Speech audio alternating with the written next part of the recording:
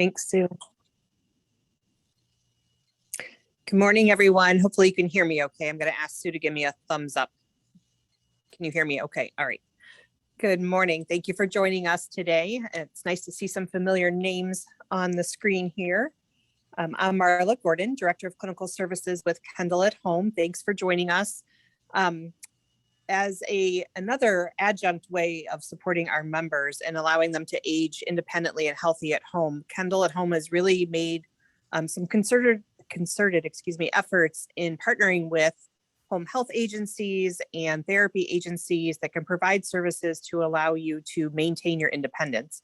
And today we have with us Cynthia McCormick from Health Pro Heritage. Cynthia is an occupational therapist, and we're very happy to have a partnership with Health Pro in being able to provide therapy services to our members in their home. Today, Cynthia is going to discuss the effects of arthritis on everyday activities and even touch base on some exercises and things that would be incorporated to help with arthritis. So Cynthia, we're so happy to have you with us today. I'm going to turn it over to you, and I'm going to hide in the background, but I'm here if you need me, and we will let you get started. Okay, thank you, Marla. Again, I'm Cynthia McCormick. I'm an occupational therapist, and I'm going to be talking to you today about arthritis. I see we have a few members here today, and so this is going to take about 45 minutes of your time, and then we're going to leave about 15 minutes at the end just to do any discussion on questions you might have, and then a referral back over to Marla, and I'm going to direct you to care coordinators at the end in case you're interested in finding out more about our program and therapy. So let's get started. Move it or lose it. How to keep your joints healthy. Arthritis. Arthritis is a general term for a large classification of joint disorders. It can destroy joints, bones, muscles, cartilage, and other connective tissues, and can lead to a hampering or halting of physical movement. It might be something that rings very true to you, is a hampering or halting of physical movement because of pain. Commonplace is pain in the knees, maybe pain in the shoulders. You just can't do anything when you're feeling that kind of pain, and it stops a lot of other things from going forward. And so the two main types of arthritis are classified as osteoarthritis and rheumatoid arthritis. This lecture will focus on osteoarthritis, which is more closely related to aging. In osteoarthritis, there doesn't have to be anything wrong with you. It's a normal part of life. In osteoarthritis, it's your wear and tear on joints over time because of things that you do every day, again and again. Let's take a look at the joints and how arthritis might look. This is a normal joint. If you look all the way over to the left, a normal joint has a bone that comes together with another bone. You see muscles surrounding the joint, and it also has a nice capsule in which it holds cartilage and joint fluid and makes for a nice lubricated movement with all mobility. In osteoarthritis, if you look there within the joint capsule, this is the next one over. If you're moving to the right, on top it says osteoarthritis. Inside that joint capsule, the cartilage where the bone meets is almost completely gone, and the bones come together and they rub together. Imagine that happening. Bone on bone is what it's called. The other kind of arthritis is called rheumatoid arthritis. This is an autoimmune disorder that affects every joint in the body, and this is where there's really nothing that you can do, but the capsule that surrounds the joint becomes swollen and inflamed, and then it starts to wear away over time. So you see all the way to the right, there's this red capsule because that is the inflammation that's inside of the joint. That's rheumatoid arthritis, and we won't be talking about this kind of arthritis as it's not the more common type. Though it is common, it's not as common as osteoarthritis, which is limited just to aging. 33.6% of people over 65 have osteoarthritis, and this makes people fall more because it's less stability in the joints, what the arthritis causes.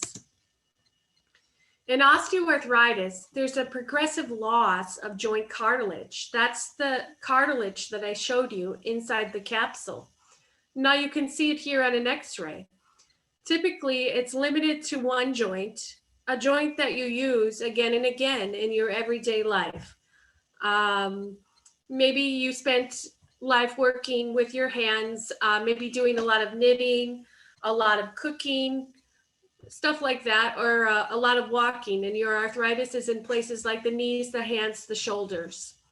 It's not systemic, meaning all over the body like the other arthritis, but it is that bone on bone feeling.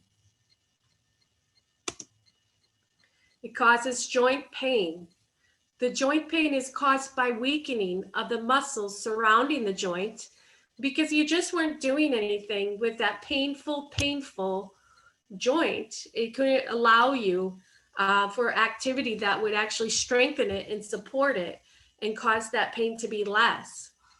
Joint pain is less in the morning and worse in the evening after activity. The wear and tear of the day usually causes you to have, the pain in the joint by the end of the day. There is pain in the morning with morning stiffness, but that's kind of like the feeling that you have right before you get out of bed. Oh, you need a little time to warm up the joints, get moving until the morning stiffness goes away. These are all parts of osteoarthritis. Joint stiffness after periods of rest, however, goes away quickly when activity resumes, okay? So joint stiffness is something that people with arthritis have. It's different than joint pain. It's just not having a lot of movement in your joints because of arthritis and because of sitting down for a long time, sitting down for dinner, and then you have to, get up kind of slowly because the knees really hurt after sitting for that time. The knees or something else hurts. There is joint enlargement due to bone spurs and calcification that happens with arthritis. And so the joints actually start to change. They get bigger, they become deformed. Sometimes you can see it on the knuckles. What you can't see is when it's in your low back and you have a degenerative joint disorder and a lot of low back pain that's linked to arthritis because of the joint enlargement. What happens then is a deterioration of coordination, posture, and walking due to the pain. How can you quickly move and coordinate your body when it's in pain and has not been moving because of the pain? Osteoarthritis most commonly occurs in the weight-bearing joints, the hands, when you use the hands to stand up, the cervical spine, which is holding up your head, the lumbar spine, in the knees, in the ankles, in the hips, and in the feet. Most treatment plans for arthritis will include a combination of things, okay? So in arthritis, you might have already went to the doctor and told them, I'm really having some knee pain, or I'm really having some shoulder pain. And they might have started to give you this prescription of elements in order to treat the pain. Medication is sometimes the first line of defense, even though it probably should not be the first line of defense. The first line of defense against arthritis is a lifestyle change. A lifestyle encapsulates everything that you do, your day-to-day activities, how you do them, the amount of movement that you're getting, the kinds of foods that you use, that you eat every single day. And so medication, the lifestyle that you have, exercise is part of treating arthritis, absolutely. Might be counterintuitive to use that joint is the only way to make it better when using it gives you the pain. Okay. And so we have to really, really carefully walk this fine line of finding the way through that in order that you can exercise to get rid of the pain. There's joint protection strategies that are part of living your everyday life. There's certain items that you can use to open up a tight jar or a tight bottle. There's a certain way to carry a heavy pot or a heavy pan from the stove using joint protection strategies, a specific way that therapists have thought out in order that it doesn't cause you pain. Physical therapy and occupational therapy are the people that you need in order to help you to put all of these things into action in a well-structured daily routine. Lifestyle changes are important in order to maximize treatment for arthritis. Some changes include weight management. Losing even 10 to 15 pounds lessens the stress on the joints. Okay, so that can be hard to address. Sometimes it's weight that really needs to be addressed before the other elements can come in and actually help. Sleep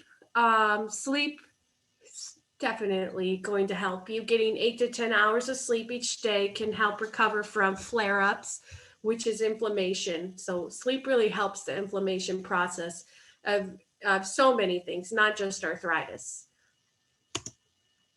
Eat healthy. Consume a diet rich with fruits and vegetables and omega-3 fatty acids. So that's your healthy serving of fatty fish, like a salmon or a tilapia. It could also be taken in other forms as well. You can find it in a pill or in some plant-based diets. Managing stress has a direct impact on flare-ups and your pain. So all these things are a fine, there's a fine integration of balance of managing arthritis that has to do with all these areas of life.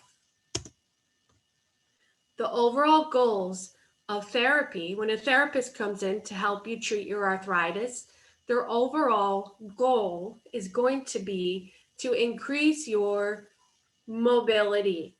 And so that's how far those joints are moving.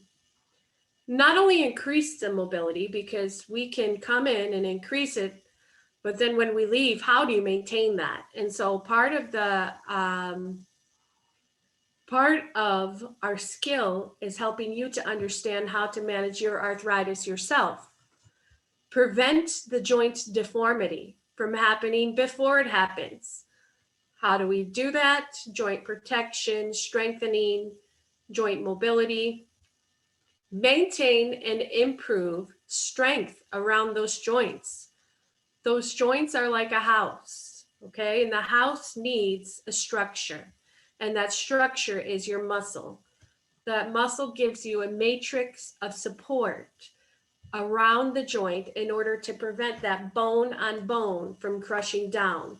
And so if that matrix of support is weakened over time, there's nothing to hold those joints in place and keep them from causing you more pain. Okay, and so that clinical view is needed to come in and help you understand how and where to strengthen the muscles around the joint. Maintain and improve the ability to perform everyday tasks, decrease pain, develop a plan for balancing activity with rest. Okay, so that's probably something that's already done, balancing activity with rest, and we would just help you to refine it. Develop problem-solving skills to modify daily activities. We might have a lot of ideas that can help, okay?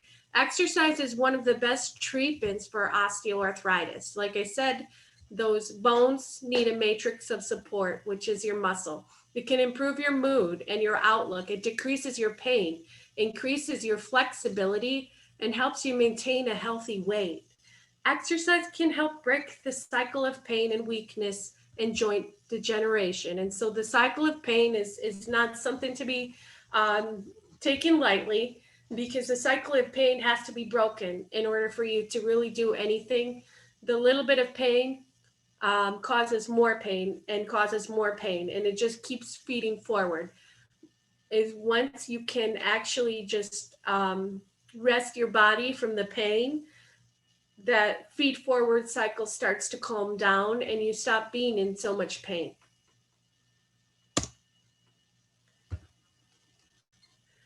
So let's really get into this exercise, because that is our research right now says what can help arthritis, and it's hard to answer before joint replacements.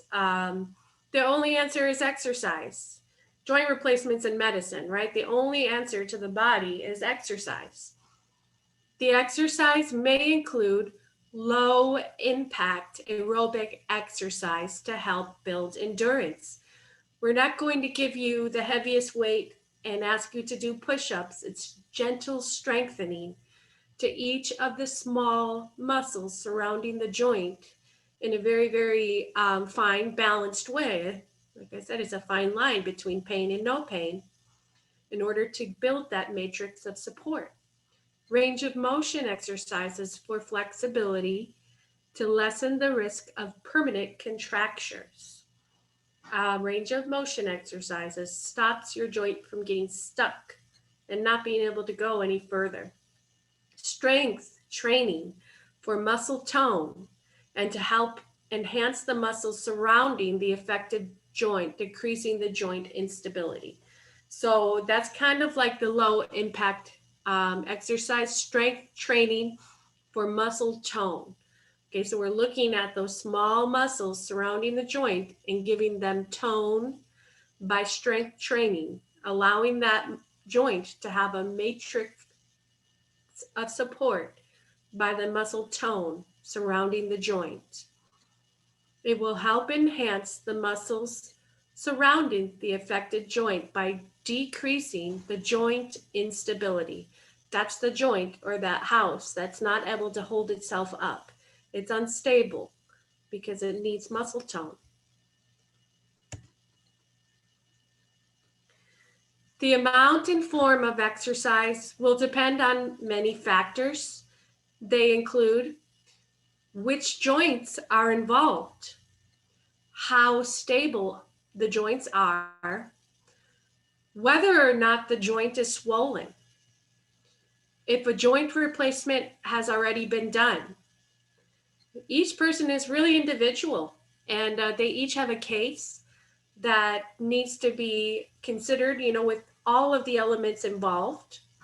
And so the amount and form of exercise that's done really depends on that individual case. The therapist can help develop an individualized exercise program. This is where you come in. The therapist helps to develop the program, and the member carries out the program. And this is something that lasts for you. We don't just come in and help, and say goodbye and let you get back to that place of pain again. We leave you with a good, solid program to carry out. And so this will incorporate the best exercise for you.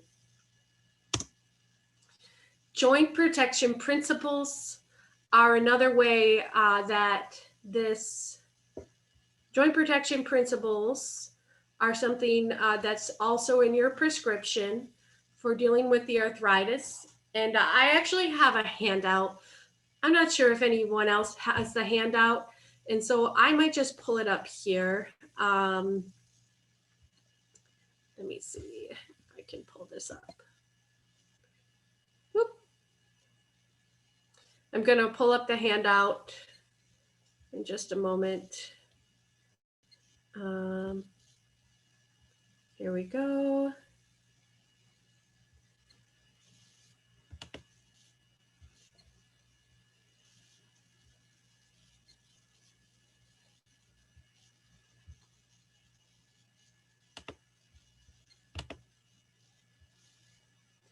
So this is my handout called Joint Protection Strategies. I want to see if I can make this bigger to view. this will work.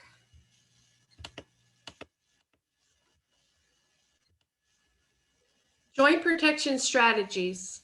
The 4 P's for maintaining healthy joints are planning, pacing, positioning, and protecting.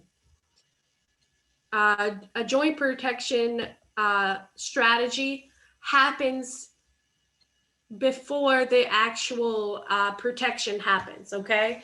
You're planning things out. You're thinking about how you're going to do each thing and where your obstacles are going to be presented and how you're going to respond to them in order to protect the joint, okay? And so that is the planning. That's also very individual. It's based on what the person has to do each day. Maybe can there be some items provided that will make protecting the joint easier when doing something like opening a jar, turning a key, things like that. Pacing has a lot to do with joint protection. Maybe tasks can be broken down into 3 tasks. Half of the dishes now, half of the dishes later. Pacing has a lot to do, when you have arthritis, you really just have to have that kind of pacing, those pacing strategies in place, and take your rest throughout the day in order to protect the joints, because it's only going to feed the pain cycle if they become flared up. Positioning, there's certain things that have to do with good alignment that will protect the joint. And then there's protecting overall. So that's just everything that we talked about, is thinking ahead, positioning the joint, thinking of that protective mindset, avoiding the flare-ups to the joint that will feed into the pain cycle. And so specific steps: move each joint through the full range of motion. Learn to understand and respect rheumatoid arthritis. And so I normally would provide this, the joint protection strategies, if I were with you and providing this presentation in person, but I'm not sure if we were able to send them. So the next thing I'm gonna go over to is not that. Well, the questionnaire. And so let's get into, do you have arthritis? Maybe you know you have arthritis, but this is just a good way for what I have on my screen right here. It's a good way for you to analyze it. And so I'll go over this quickly as well. How well do your hands work? Do they work very good or very poor? How well do your fingers move? Do you have contractures due to arthritis that limit the movement? How well do your wrists move? How is the strength in your hands? Can maybe that thing that I keep saying, open a jar, rings true for you, that it's really hard for you to open a jar because the strength in your hands is not very good. Maybe it's fair. How is the sensation or feeling in your hands? Okay. And so sometimes the arthritis can affect that. What's the degree of pain in your hands? Do you have moderate pain? Do you have mild pain? Hopefully not very severe pain, but that's sometimes true as well. How often do you experience it? How often did you have pain in your hands or wrists? How often does the pain in your hands interfere with your daily activities? Are there some things you just can't do because of hands? The hands are really important to us. They allow you to do, they're your interface with the life around you, right? They allow you to do everything. And once your hands don't allow you anymore, you're really not allowed anymore. And so that's something that is to be taken seriously. How often does the pain in your hands make you unhappy or distressed? So they're not allowing you to do what you need to do. And so this is all hands. This is a hand questionnaire for arthritis or shoulder, shirt, gripping utensils, cutting with a knife, carrying a grocery bag, washing dishes, washing hair, tying a shoelace. So that's a lot of mobility in the hands. Turning a doorknob, picking up a coin, holding a glass of water, turning a key, holding a frying pan, shuffling cards, picking up puzzle pieces, arts and crafts, knitting, playing a musical instrument, golfing, gardening, playing tennis, painting, computers, and other. And so there's lots that our hands can do and can't do because of arthritis. So I'm going to go back to our PowerPoint in a moment. Here we go. So the joint protection, because of all those things that we do, are very important, that you protect the joint so that it can keep doing those things, so you can avoid the flare up, and that also to enable you to do those things. Physical therapists and occupational therapists can assess how you present, how to present a way of completing the tasks that might be contributing to joint stress. Here we go. Sit to stand. Will that really affect your joints? Oh yes, because look at the 4 pictures here, and look at the bottom left corner. The woman is doing sit to stand, and she has this terrible bend in her wrist. Imagine an arthritic wrist and the kind of joint stress that puts on that bone-on-bone feeling. And so the improper use of the affected joints may lead to impaired function and deformity. You're just making it worse with improper use of the joint because it hurts. Joint protection techniques are ways of doing activities so the risk of deformity is decreased. This again is the pain cycle. Okay, so when you're not protecting it and you have the flare up, okay, so you have the pain.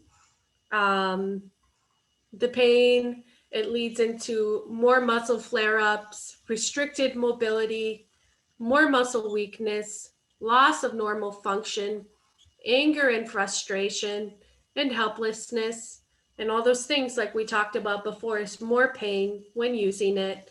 And so you don't really stop it unless you break it, and breaking it does not happen by not using it. Okay, so therapy can help address pain issues in a variety of ways. They can include joint and tissue mobilization to help ensure proper alignment.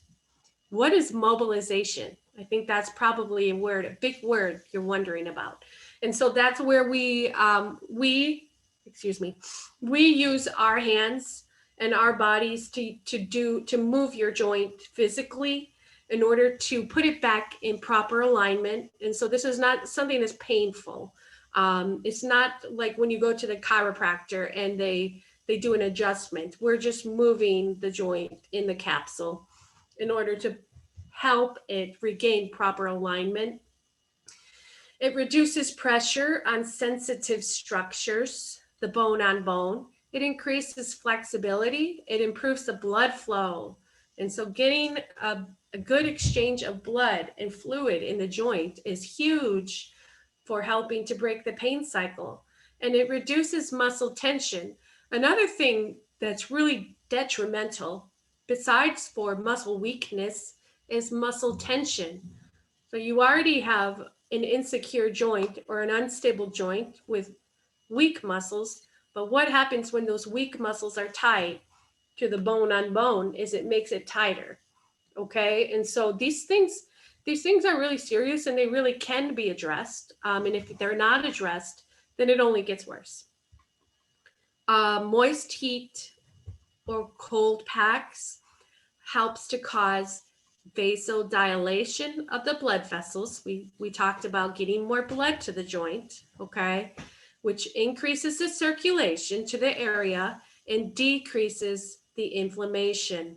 We want a good fluid exchange that happens with the blood. And so that's why we want to improve the blood flow. Some of our techniques will do this. There's another thing that can be done, a TENS machine. That is an electrical stimulation that does kind of like a pain block on the nerves. But that's also, it doesn't treat the underlying cause of the pain, but it will help break the pain cycle. Okay. Another thing that can be used are splints. Remember the woman standing up from the chair and how her wrist was bent to the side so much that you could really tell, wow, that probably kind of hurts. Maybe it would be hard for her to hold that joint in proper alignment because her muscles are weak. And so if you take a look here, a splint can be worn on the affected joint in a neutral position. It can help to align that joint. We really don't go to splints. We don't go to just splints. We also want to increase the musculature, but the splint can help while we're doing that. Or a splint can help if there's no changes that can be made because of the individual case. Okay, so splints are a part of the prescription for therapy. Could you use a splint? Maybe. I think there's an individual case involved, but a splint will put the joint in proper alignment. Therapists can help identify the types of splints which may be most beneficial for your current situation, okay? Therapists identify specific adaptive equipment that can help minimize pain.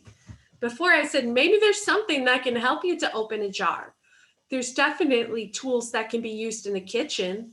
If you look at this picture here, there's even a tool that can be used for fishing on a fishing rod. And so I imagine all the great minds out there, there's been something developed for everything in relation to arthritis, whether it's cutting food in the kitchen, brushing the hair, or going fishing, opening a jar, or opening a can. There's so many things that can be thought through in order to protect the joints when doing these things and make life a lot easier and less painful. Because what's that all about? It's just going to make it more painful. Therapists can help identify specific adaptive equipment to help minimize the pain or compensate for the inability. Okay, because we should have ability. If something has become too hard to do, maybe there's another way. Assisted devices can make it easier to go about your day without stressing your painful joints. So, okay, so we're getting to the end here. It has been proven that people who take an active role in the treatment of their arthritis tend to have a better quality of life, reduce their sense of suffering, and feel more empowered. Okay? Allow the therapy team to work with you to develop an individualized program that will allow you to maintain or regain your quality of life and independence. And so I am one of the therapists. I'm an occupational therapist, and I know it's kind of confusing. What's the difference between an occupational therapist and a physical therapist?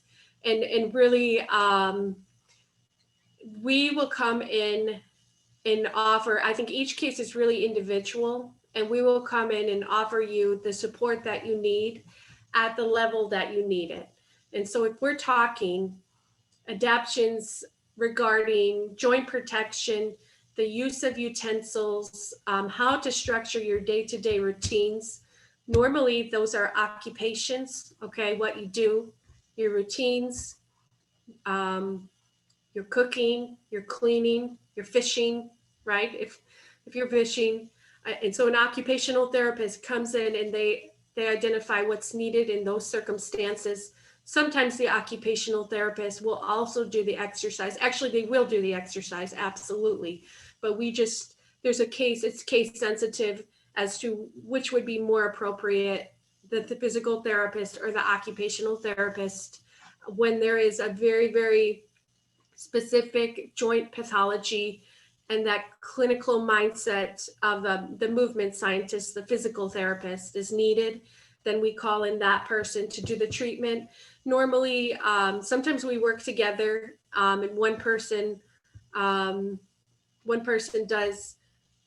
works with them on the lower extremities, having to do with the structures around the knees, and the other person does upper, hands, and shoulders, because those are normally the things that the occupational therapist would do, because a person uses their hands to do things in their life, like in the kitchen, opening cans and jars and stuff. And so we just help you to decide, and we give our best recommendation on what's needed. And so right now, I am the occupational therapist, and I come in and I do treatment for you in your home. And so what's needed then, if you feel like, yes, you need this treatment, you're not really sure, which one you need, but you know that you're in this pain cycle and you would like us to help you, then we can help you to get the doctor order. It's usually covered totally under insurance, and the care coordinator, your Kendal care coordinator, then would be the one to connect you. You just drop the line, hey, I think I wouldn't mind having this assessment done, if anything. And so they're the person that you reach out to. And then I am going to, so we're at 11:40. I wanted to get to 45, but that's okay. I want to open it up for questions. And I can repeat anything as well that's needed. Thank you, Cynthia. If you have any questions you'd like to ask, you can feel free to type them in the Q&A or the chat at the bottom of your screen. And Cynthia, if you want to stop sharing, they'll be able to see you better to answer. There you go. And while we're waiting to see if anyone has any questions, I also am an occupational therapist, and I just wanted to ask you a couple things to maybe mention. I don't think you mentioned the impact of swimming and using water as resistance for those that have arthritis. Is that a means of exercise and mobility that you recommend for individuals with osteoarthritis? Yes, I think it's also case dependent, because the swimming is absolutely going to reduce the weight bearing into the joints that are needed for strengthening, and so it will automatically help you to walk the fine line of the pain and the strengthening, and to eliminate the pain and allow for the strengthening. So absolutely, that's going to help. But then also think about a swimmer.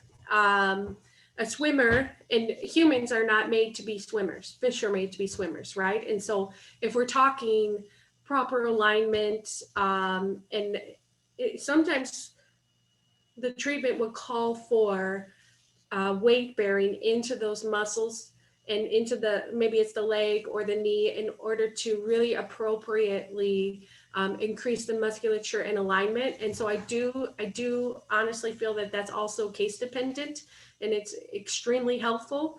Clinically speaking, though, it might not always be appropriate depending on the person. Sure. Yeah. Thank you.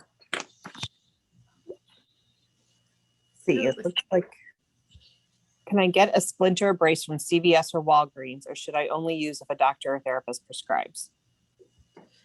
So the therapist would recommend, and then I think once we recommend something, we would probably go to CVS or Walgreens. There's no need to get something really fancy if it's already been fabricated or made and easily available to you at an affordable cost. But the therapist might be necessary in order to really recommend the best one. Thank you.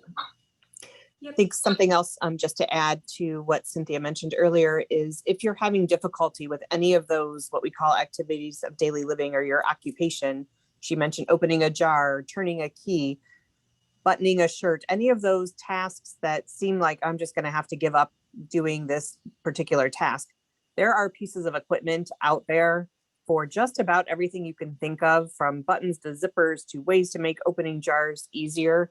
And that's really the role of the occupational therapist, as well as part of your recommendations from them and their evaluation process, is recommending those items that would help you to accommodate to the deficits that you're having as well. So if you're having, even holding playing cards, if you like to play cards and you're having a hard time because your fingers are very arthritic, there are contraptions available to be able to place your playing cards so that you don't have to use those fingers that might be sore trying to hold those cards. So anything that you can think of, the occupational therapist would really be the one lean on to let them know where you're having difficulty and allow them to make recommendations to you for equipment that might be available to make things easier for you too. Thank you. I love having another occupational therapist. You're the Our, best therapist, right? Yep. Yeah, we're the best, and the least is known about us. We're the most ambiguous. Absolutely. All right. I don't see any other questions coming through at the moment. But Cynthia, we're so happy to have you with us here today and to have a partnership with Health Pro Heritage, and to know that if our members are having any needs, they can reach out to their care coordinator and they will make a referral directly to you. So thank you so much for being here today. And I believe you'll be joining us again in March. Does that sound right? Yeah, exactly a month from today. And we're going to talk about all of the specifics of occupational therapy and physical therapy and speech therapy. And so I know, just like I said, they create ambiguity. It looks the same. Isn't it the same? That's the mindset that's out there for some. And so I like to do this training or this presentation so that you really can look in and understand it yourself. Thank you. Before I let you go, it looks like somebody does ask a question here. Does foot arthritis with metatarsal bone spurs management differ from other joint arthritis?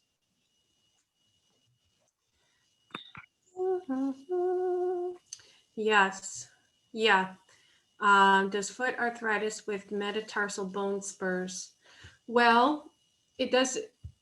It differs from how we would manage dealing with a hand or a knee or a shoulder, and it's probably harder to find adaptions outside of the right kind of shoes, and then just walking through the day-to-day routine with you and figuring out how to do joint protection and pacing and whatnot.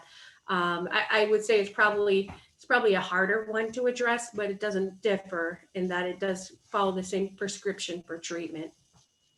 Is that something that an individual would reach out more to a physical therapist for versus occupational therapy? I think we would look at what it's inhibiting the person from doing in order to really make the proper assessment of what's needed. Okay, very good. We have Stephanie listening in as well, and she's one of our care coordinators who's an occupational therapy assistant. So she says, thank you for your presentation too. Absolutely. So, all right. Well, thank you everybody for joining us. And thanks again, Cynthia. We look forward to seeing you next month. Thank you. Bye-bye. Thanks. Bye-bye.